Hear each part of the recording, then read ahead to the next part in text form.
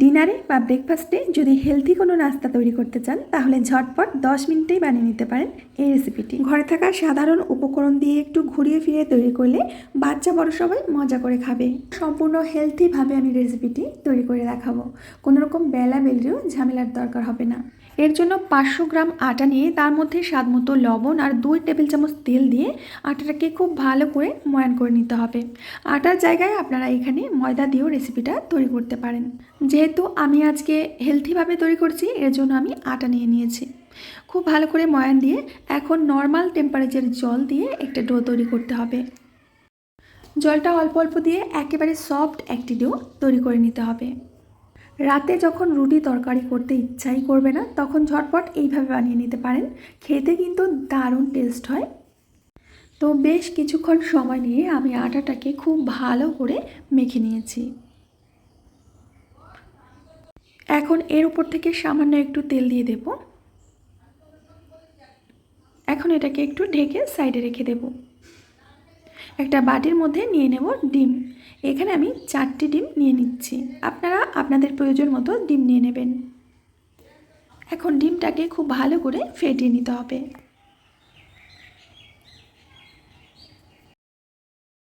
এখন ডিমের ভুজিয়া তৈরি করতে হবে। এর জন্য ফ্রাইং প্যানে 1 চামচ তেল দিয়েছি। তেলের মধ্যে ডিমের গোলাটা দিয়ে এইভাবে আলতো হাতে একটু নাড়িয়ে দিতে হবে। ডিমের ভুজিয়াটা কিন্তু খুব কড়া করে ভাজবেন না, নরম নরম করেই ভাজতে হবে। মোটামুটি দেখবেন যে 1 থেকে 2 মিনিটের মধ্যেই ডিমের ভুজিয়াটা এরকম ভাজা হয়ে গেছে। এখন একটা পাত্রের মধ্যে নামিয়ে নিচ্ছি। দেখুন ভুজিয়াটা দেখতে কতটা সুন্দর হয়েছে, আর এরকম ভুজিয়া খেতে কিন্তু দারুণ লাগে।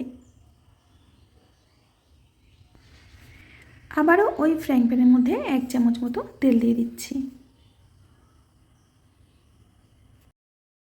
তেলটা গরম হলে এর মধ্যে দিয়ে দেব বড় সাইজের একটা পেঁয়াজ কুচি, দিয়ে দেব 4 থেকে 5টি কাঁচা লঙ্কা কুচি।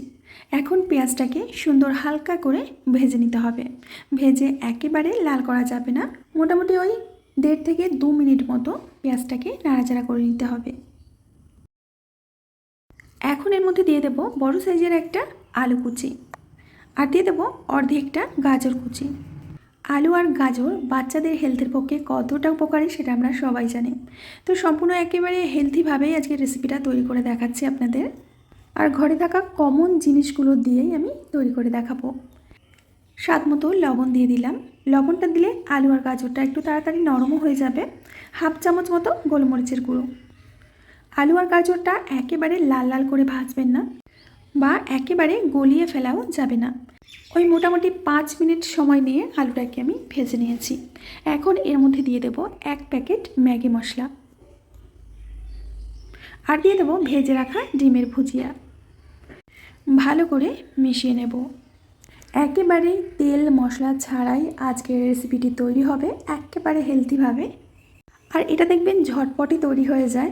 যতক্ষণ আপনারা রুটি তরকারি ডাল বানাবেন ততক্ষণ কিন্তু এই রেসিপিটা আপনাদের কমপ্লিট হয়ে যাবে, আর খেতেও লাগবে দুর্দান্ত।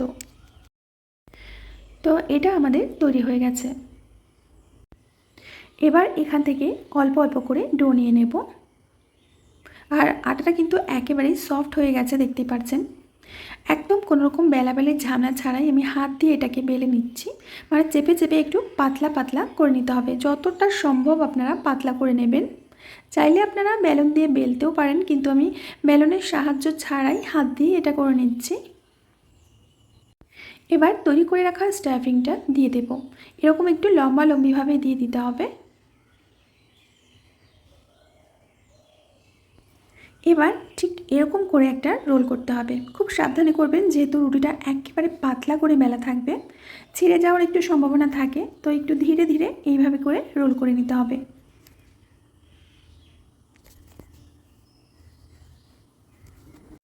এই নাস্তাটি বানানো কিন্তু একেবারে জলের মতো সহজ।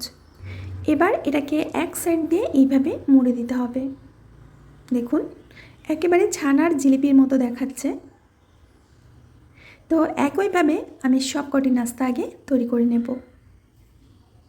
বন্ধুরা, আশা করছি প্রত্যেক দিনের মতো আজকের রেসিপিটাও আপনাদের ভালো লাগবে ও সহজও লাগবে। ভালো লাগলে প্লিজ লাইক করবেন, কমেন্ট করবেন, বন্ধুদের সাথে শেয়ার করবেন। আর চ্যানেলটিকে যদি এখনও না সাবস্ক্রাইব করে থাকেন অবশ্যই সাবস্ক্রাইব করে আমার পাশে থাকবেন। তো দেখুন, আরও একটি নাস্তা আমি তৈরি করে নিয়েছি। আর দেখুন বন্ধুরা, এগুলো দেখতে কতটা সুন্দর হয়েছে, মনে হচ্ছে যেন একেবারে ছানার জিলিপি। কিন্তু এটা তো ছানার জিলিপি নয়, আজকের হেলথি ব্রেকফাস্ট বা ডিনার রেসিপি। তো এখন একটা তাওয়ার মধ্যে 1 চামচ মতোই তেল দিয়ে দিতে হবে। তেলটাকে হালকা করে গরম করে নিন। তারপর একে একে নাস্তাগুলো দিয়ে দেব। এরকম হালকা তেলে আমি সেঁকে নেব। চাইলে আপনারা ডিপ ফ্রাই করতে পারেন, সেক্ষেত্রে খেতে আরও বেশি সুস্বাদু হবে, কিন্তু সেটা হেলথি হবে না। তাই আমি এটা শ্যালো ফ্রাই করে নিচ্ছি। আপনারা চাইলে মাইক্রো ওভেনে দিয়েও কিন্তু একেবারে তেল ছাড়া এটা ভেজে নিতে পারেন। যেভাবে আপনাদের পছন্দ সেইভাবেই আপনারা এটা ভেজে নিন। তো একটা পাশে একটু হয়ে গেলে এবার উল্টে দেব। প্রথম দিকে একটু নরম থাকবে, একটু সাবধানে উল্টে দেবেন।